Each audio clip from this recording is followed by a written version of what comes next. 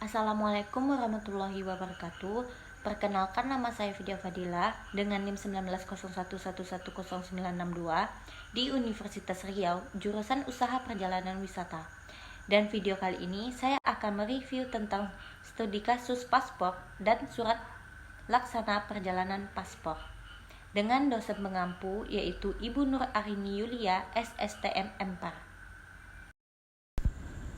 Kasus yang pertama yaitu setelah setahun lebih mandek, pungli pembuatan paspor di imigrasi Pekanbaru akhirnya rampung. Dilansir dari liputan6.com Pekanbaru, dugaan pungutan liar atau pungli pengurusan paspor di kantor imigrasi Pekanbaru akhirnya rampung juga. Berkasnya sudah dinyatakan tangkap dan tersangkanya bersama barang bukti kejahatannya akan diserahkan ke jaksa. Pungli pembuatan paspor ini menyeret dua orang tersangka yang berinisial KO selaku adjudikator atau supervisor dan SA selaku analisis keimigrasian. Keduanya merupakan pegawai di kantor imigrasi. Pada siang hari, tepat pada tanggal 24 Agustus 2021, Kepala Seleksi Pidana Kasus Kejari Pekanbaru, yaitu Yenius Sega, menyebut pihaknya menyatakan berkas lengkap setelah menelitinya beberapa kali. Kasus yang kedua yaitu paspor yang diduga palsu oleh Adeline Lis. Adeline Lis yaitu buronan selama 10 tahun yang ditangkap oleh kepolisian Singapura karena telah memalsukan paspor dengan menggunakan nama Hendro Leonardi. Persidangannya di Singapura selesai pada tanggal 9 Juni 2021 dengan denda $14.000 Singapura atau setara dengan 150 juta rupiah. Dan dia juga dideportasi dari Singapura. Adeline Lis menjadi buronan Kejaksaan Agung sejak tahun 2008 dan dia juga masuk ke daftar Red Notice Interpol. KBRI Singapura telah berkoordinasi dengan Kejaksaan Agung Singapura untuk melakukan pencabutan khusus kepada buronan yang termasuk ke dalam kelas kakap. Kasus yang ketiga yaitu aplikasi vaksinasi COVID-19 Malaysia bisa jadi paspor perjalanan ke Singapura. Dilansir dari liputan6.com, Kuala Lumpur, orang Malaysia yang telah sepenuhnya divaksinasi mungkin dapat segera menuai beragam manfaat dan hak istimewa. Menurut Khairi Jamaluddin, Menteri Koordinator Program Imunitas Nasional COVID Malaysia menggunakan aplikasi pelacakan kontak MySejahtera mereka. Dengan kata lain, Singapura mungkin mempertimbangkan untuk mengizinkan pelancong Malaysia masuk ke negara kepulauan itu, asalkan mereka telah mengeluarkan sertifikat digital di aplikasi MySejahtera mereka. Yang pada dasarnya mekanisme itu berarti paspor vaksin untuk warga Malaysia yang ingin bepergian ke Singapura. Dikutip dari Masabel, Minggu pada tanggal 27 Juni 2021.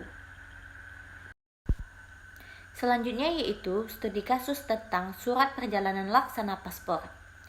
Kasus yang pertama yaitu paspor Gayus diblokir, imigrasi terbitkan SPLP.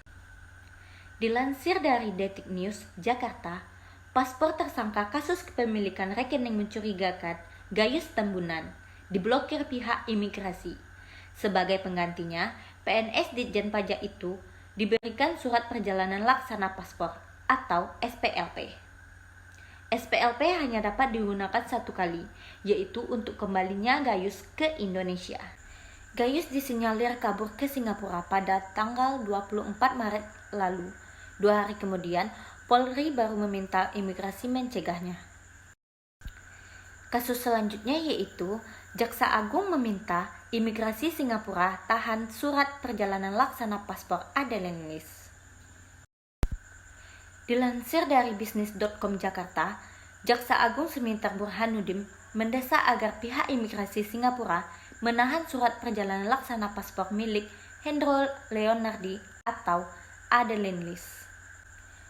Berdasarkan catatan Kejaksaan Agung, menurut Leonard, buronan Hendro Leonardi alias Adeline Lis sudah 2 kali melarikan diri. Pertama, saat Adeline Lis menjadi tersangka Polda Sumatera Utara. terkait kasus pidana pembalakan liar di Mandailing, Natal. Kemudian, dia berhasil ditangkap di Beijing, Cina oleh KBRI Beijing. Saat ditangkap, dia pura-pura sakit dan dibawa ke RS Sino Germany. Namun, 4 orang petugas KBRI Beijing dipukul oleh preman yang disewa oleh Aden Lis.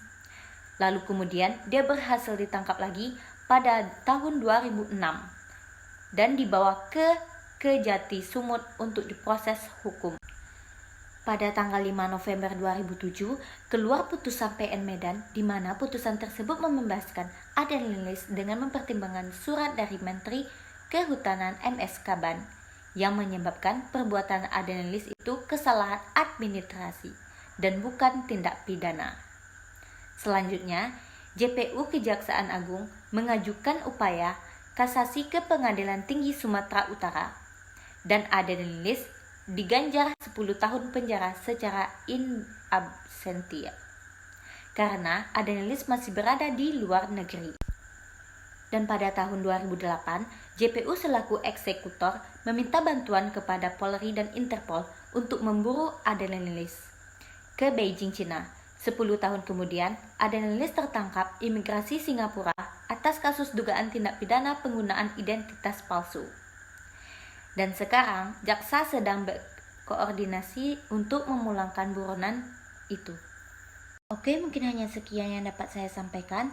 Terlebih dan terkurang saya mohon maaf. Assalamualaikum warahmatullahi wabarakatuh.